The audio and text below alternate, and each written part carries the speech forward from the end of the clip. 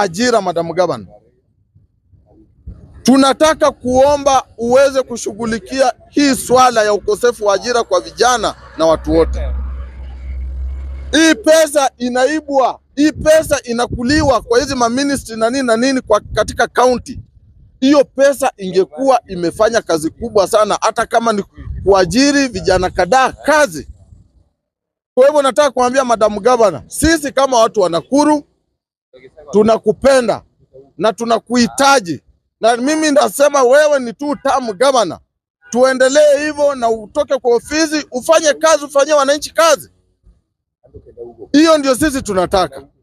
Hatutaki kudanganywa, wanatudanganya sijui tunaziba, kwa sababu sasa tukiangalia kama maneno yenye wanasema hii maneno ya kuziba hii mapothole hizi mashimo kwa barabara. Kuna barabara zingine ziwezi shiba shimo. Kuna barabara zinataka hiyo barabara yote ilimwe na iwekwe lami yote, si maneno ya kuziba mashimo. Unaziba mashimo, mvua inanyesha inakuja kuharibu. So tulikuwa tunataka hiyo kazi ifanyike vile inastahili. Mimi kama mwanabunge, bunge la wananchi, mimi nataka kuambia watu wa Nakuru ya kwamba kesho